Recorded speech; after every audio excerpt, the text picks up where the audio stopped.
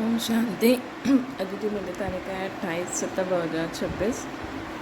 अॼु मिठा मिठा भाव तारा चवनि था, मीठे मीठे ॿार, तव्हांजी बिगड़ी खे सुधारण वारो अर्थात तकदीर ठाहिण वारो हिकु बाप आहे जो तव्हांखे नॉलेज ॾेई करे तकदीरवान ठाहींदा आहिनि।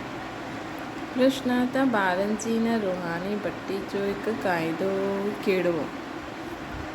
उत्तर रूहानी भट्टी में अर्थात याद जी यात्रा में वेहण वारनि खे कॾहिं बि हेॾे होॾे जा ख़्यालात न हलणा खपनि। हिकु बाप जी याद में रहणो, हिकु बाप खे यादि करिणो। अगरि बुद्धि हेॾे होॾे भटकंदी आहे त गुटको खाईंदा रहंदा, उबासी ईंदी रहंदी। हिन सां वायुमंडल ख़राबु थींदो आहे, पंहिंजो ई नुक़सानु कंदा आहिनि। गीता दिलि जो सहारो टुटी न वञे। ओम शांति। मिठे मिठे रूहानी ॿारनि, गीत ॿुधियो। गीत जा 2 अक्षर ॿुधिया, ॿारनि खे सावधानी मिलंदी आहे। हिन समय जो बि आहे, सभिनि जी तकदीर बिगड़ल आहे सवाइ तव्हां ब्राह्मणनि जी। तव्हांजी हाणे बिगड़ी खे तव्हांजी हाणे बिगड़ी सां सुधरे थी। बाबा खे चवंदा आहिनि तकदीर ठाहिण वारो। तव्हां ॼाणंदा आहियो शिव बाबा केतिरा मिठा आहिनि। बाबा अक्षर ॾाढो मिठो आहे। बाबा सां सभु आत्माउनि खे वरसो मिलंदो आहे। लौकिक बाप सां ॿारनि खे वरसो मिलंदो आहे, बची खे न। हिते बच्चो बची सभिनि खे वरसे जा हक़दार आहिनि। बाबा पढ़ाईंदा आहिनि आत्माउनि खे अर्थात पंहिंजे ॿारनि खे। आत्मा सम्झंदी आहे असां सभु ब्रदर्स आहियूं, बराबरि ब्रदरहुड चइबो आहे न। हिकु भॻवान जा ॿार एतिरा लड़दा झगड़दा छो आहिनि? सभु आपस में लड़दा ई रहंदा आहिनि। अनेक धर्म, अनेक मतियूं, ऐं मुख्य ॻाल्हि त रावण राज्य में लड़ाई ई हलंदी आहे। छो जे विकारनि जी प्रवेशता आहे न। काम विकार ते बि केतिरो लड़ाई झगड़ो थींदो आहे। ईअं अहिड़ा ॾाढा राजा आहिनि, लड़ाई कई काम जे लाइ ॾाढा लड़ंदा आहिनि। केतिरी ख़ुशी थींदी आहे। कोई सां गॾु दिलि थी वेंदी आहे त उन्हनि खे मारे बि ॾींदा आहिनि, छो की काम शत्रु आहे न। क्रोध वारनि खे त क्रोधी चईंदासीं, लोभ वारनि खे लोभी चईंदासीं, लेकिन जो कामी आहे हुननि जे ॾाढे नाम रखियल आहिनि। हिन करे चइबो आहे अमृत छोड़ विख काहे को खाए। शास्त्रनि में अमृत नाम लिखी छॾियो आहे। ॾेखारींदा आहिनि सागर मंथन कयो त अमृत निकितो, कलश लक्ष्मी खे ॾिनो। केतिरी कहानियूं आहिनि। हिन में वॾे खां वॾी ॻाल्हि आहे सर्वव्यापी जी। गीता जो भॻवानु केरु आहे, पतित पावन केरु आहे, प्रदर्शनी में मुख्य हिननि जा चित्रनि ते सम्झाइबो आहे। पतित पावन ज्ञान जो सागर ऐं हुननि सां निकिती हुई ज्ञान गंगा ऐं उहा पाणी जी नदी व सागर। केतिरी सुठी सुठी ॻाल्हियूं सम्झाइबियूं आहिनि। बाबा वही सम्झाईंदा आहिनि, मिठे मिठे ॿार, तव्हांखे केतिरो पावन ठातो हुयो। बिगड़ी खे सुधारण वारो केरु? उहो पतित पावन कॾहिं ईंदो आहे? इहे खेल कीअं ठहियो? कोई बि न ॼाणंदा आहिनि। बाबा खे चइबो आहे नॉलेजफुल, ब्लेसफुल, पीसफुल। ॻायल बि आहे बिगड़ी खे ठाहिण वारो हिकु बाप। इहे त सम्झण में ईंदो आहे न। बराबरि रावण असांजी बिगाड़ंदो आहे। ये खेल हार जीत जो आहे। रावण खे बि तव्हां ॼाणंदा आहियो, जेके भारतवासी वर्ष वर्ष जलाईंदा आहिनि। इहो भारत जो दुश्मन आहे। भारत में हर वर्ष जलाईंदा आहिनि। उन्हनि सां पुछो कॾहिं खां जलाईंदा ईंदा आहिनि त चईंदा आहिनि हीअ त अनादि हलियो ईंदो आहे। इहा जॾहिं खां सृष्टि शुरू थींदी आहे। शास्त्रनि में जो पढ़ियो सत कंदा ईंदा आहिनि। मुख्य भूल आहे ईश्वर खे सर्वव्यापी चइणु। बाप हीअं न चईंदा आहिनि कि कंहिंजी भूल आहे। इहे ड्रामा में नूंद आहे। हार जीत जो खेल आहे न। माया सां हारे हार, माया सां जीते जीत। माया सां कीअं हार खाईंदा आहिनि उहो बि बाबा अची करे सम्झाईंदा आहिनि।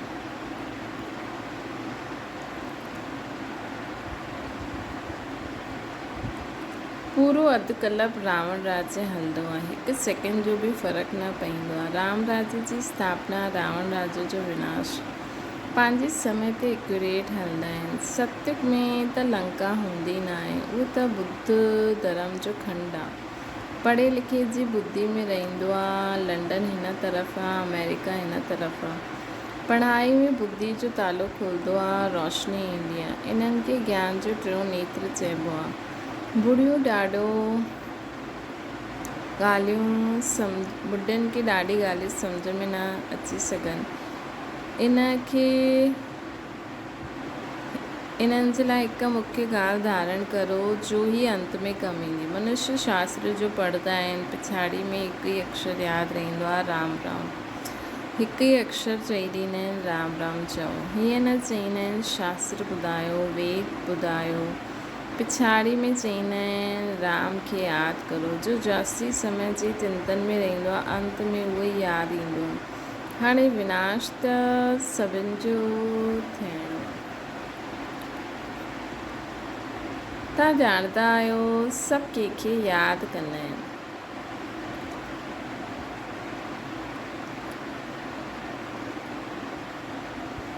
देह खे यादि कयो, खेल खलास।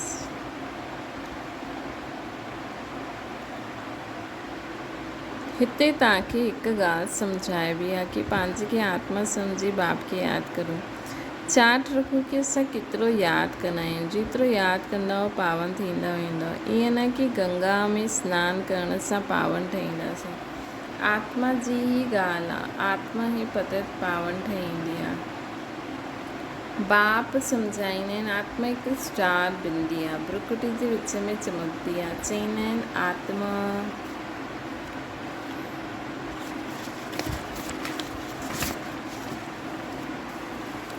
स्टार अति सूक्ष्म आहे। तव्हां ॿार ई हिन ॻाल्हियुनि खे सम्झी सघंदा आहियो। बाबा चईंदा आहिनि मां कल्प जे संगम युगे ईंदो आहे। हुननि पोइ कल्प अक्षर छॾे युगे युगे अक्षर लिखी छॾियो आहे त मनुष्य उल्टो सम्झी वरितो आहे। मां चयो हुयो कि मां कल्प संगम युग ईंदो आहे। घोर अंधियारो आहे ऐं घोर सोजड़े जे संगम ते ईंदो आहे। बाक़ी युगे युगे अचण जी त दरकार ई न आहे। सीढ़ी उतरंदा ई ईंदा आहिनि। जॾहिं पूरा 84 जन्मनि जी सीढ़ी उतरंदा आहिनि तॾहिं बाप ईंदा आहिनि। ये ज्ञान सॼी दुनिया जे लाइ आहे। सन्यासी माण्हू त चई ॾींदा आहिनि इन्हनि जे अक्षर सभु कल्पना आहे, परंतु हिते कल्पना जी त कोई ॻाल्हि न आहे। हिन में इहे सभिनि खे सम्झाइबो आहे, न त मनुष्यनि खे कीअं पतो पए। हिन जे लाइ इहे चित्र ठाहिया आहिनि। इहे प्रदर्शनी देश देशांतर में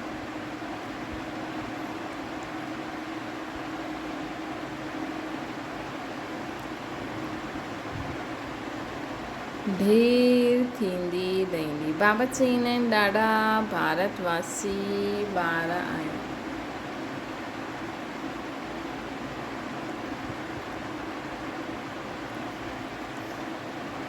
आहिनि त सभु ॿार अनेक धर्मनि जो झाड़ आहे। बाबा वेही सम्झाईंदा आहिनि इहे सभु काम चिता ते वेही जली आहिनि।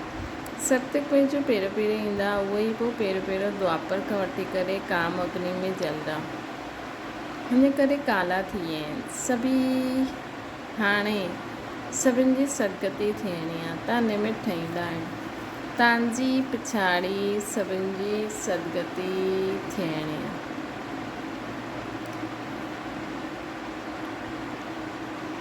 बाबा केतिरो सहज रीति सम्झाईंदा आहिनि। चईंदा आहिनि सिर्फ़ु बाप खे यादि करो। आत्मा ई दुर्गति खे पायो आहे। आत्मा पतित ठहिण सां शरीर बि ईअं मिलंदो।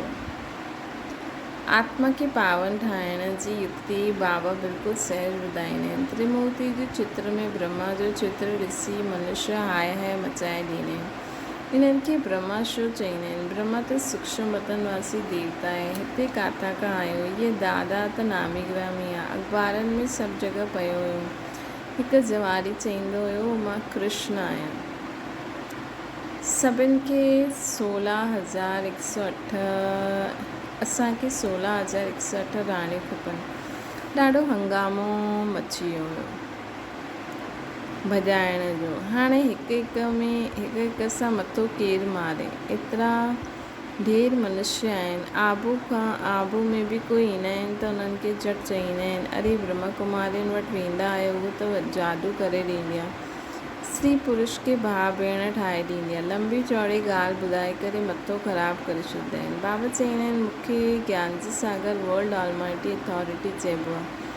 वर्ल्ड ऑलमाइटी अर्थात सर्वशक्तिवान, सभु वेद शास्त्र आदि खे ॼाणण वारा। वॾा विद्वान खे बि अथॉरिटी चईंदा आहिनि, छो जो उहे सभु वेद शास्त्रनि आदि खे पढ़ंदा आहिनि। पोइ बनारस में वञी करे टाइटल वठी ईंदा आहिनि। महोपाध्याय, श्री 108 सरस्वती, ये सभु टाइटल्स उते ई मिलंदा आहिनि। जो ॾाढा होशियारु हूंदा आहिनि उन्हनि खे टाइटल्स मिलंदा आहिनि। शास्त्रनि में जनक जे लाइ लिखियो आहे। हुननि चयो कि सचो ब्रह्म ज्ञान कोई असांखे ॿुधाए। हाणे ब्रह्म ज्ञान त आहे न, ॻाल्हियूं सॼियूं हितां जी आहिनि। कहानी वॾी ठाहे छॾी आहे। शंकर पार्वती जी कहानी लिखी आहे, केतिरी कहानियूं उहे ठाही आहिनि। शंकर पार्वती खे कथा ॿुधाई। वास्तव में शिव उन्हनि कुझु शंकर पार्वती जो नाम लिखी छॾियो। असल में शिव असां पार्वतियुनि खे अमर कथा ॿुधाईंदा आहिनि। भागवत आदि सभु हिन समय जी ॻाल्हियूं आहिनि। पोइ कहानी में ॿुधाईंदा आहिनि। उन्हनि खे ख़्यालु आयो राजा खे ज्ञान ॾियां। बाबा बि सम्झाईंदा आहिनि, राजाउनि खे वञी करे ज्ञान ॾियो। तव्हां ही सूर्यवंशी हुयो, पोइ चंद्रवंशी, वैश्य, शूद्रवंशी ठहिया आहियो। तव्हांजी राजधानी चट थी वई। हाणे पोइ सूर्यवंशी राजधानी वठणी आहे त पुरुषारथ करो। राजयोग सिखाइण वारो बाबा आहिनि। पोइ अची करे बेहद जो स्वराज्य वठो। राजाउनि वटि बि ॾाढी चिठियूं वेंदियूं आहिनि, पोइ उन्हनि खे मिलंदियूं थोरी आहिनि। राजाउनि वटि जो चिठी वेंदियूं आहिनि, उन्हनि खे मिलंदियूं थोरी आहिनि। उन्हनि जे प्राइवेट सेक्रेटरी चिठियूं ॾिसंदा आहिनि। केतिरी चिठियूं त फिटी करे छॾींदा आहिनि। कोई में अहिड़ी ज़रूरी ॻाल्हि हूंदी त उन्हनि खे ॾेखारे ॾींदा आहिनि।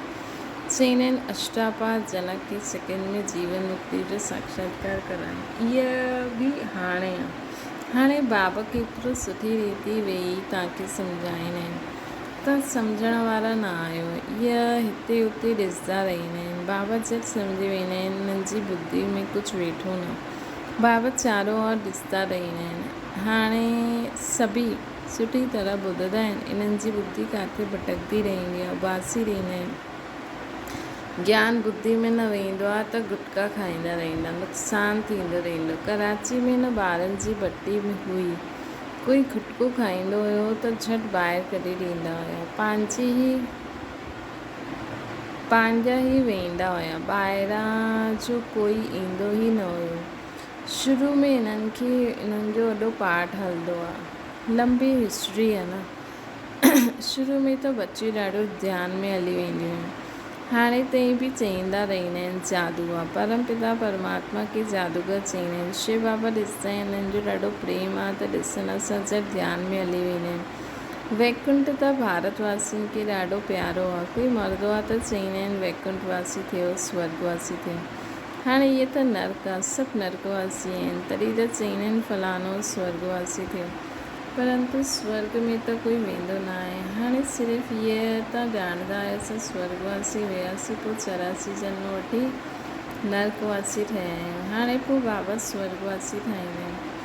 स्वर्ग में आहे राजधानी में ॾाढा पद आहिनि। पुरुषारथ करे नर नारायण ठहिणो आहे। तव्हां ॼाणंदा आहियो मम्मा बाबा भविष्य में लक्ष्मी नारायण ठहींदा। हाणे पुरुषारथ करनि था, इन करे चइबो आहे फॉलो फादर मदर।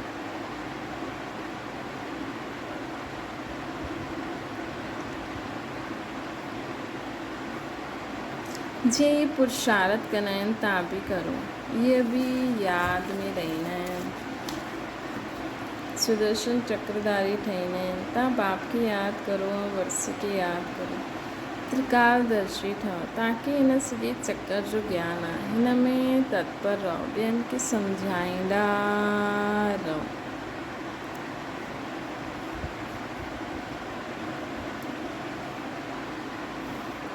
हिन सर्विस में ई लॻा रहंदा त ॿियो कोई धंधो आदि यादि न पईंदो। छा मीठी मीठी सिकी लॾे ॿारनि प्रति माता पिता बाप दादा जो यादि प्यार ऐं गुड मॉर्निंग रूहानी बाप जी सभिनि रूहानी ॿारनि खे नमस्ते।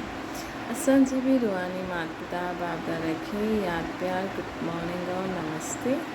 धारणा जे लाइ मुख्य सार सत्युग में ऊच पद पाइण लाइ माता पिता खे पूरो फॉलो करिणो आहे, उन्हनि जे समान पुरुषार्थ करिणो आहे, सेवा में तत्पर रहणो, एकाग्र थी पढ़ाई पढ़णी।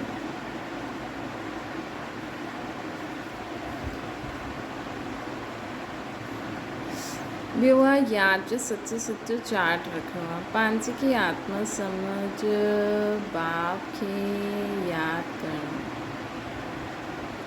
देहधारियुनि खे यादि न करिणो। वरदाना पंहिंजे हाईएस्ट पोजीशन में स्थित रही करे हर संकल्प बोल कर्म करण वारा संपूर्ण निर्विकारी ठहो। संपूर्ण निर्विकारी अर्थात केतिरी भी परसेंटेज में कोई भी विकार पंहिंजी तरफ आकर्षण न करे। सब बिंदी बिंदी बिंदी बिंदी बिंदी। संपूर्ण निर्विकारी मतलब केतिरी भी परसेंटेज में कहिड़ो भी विकार असांखे टच न करे, न काम, न क्रोध, न लोभ, न मोह, न अहंकार।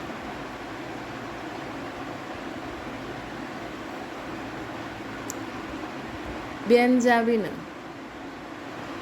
हिकु थींदो आहे कि ख़ुदि खे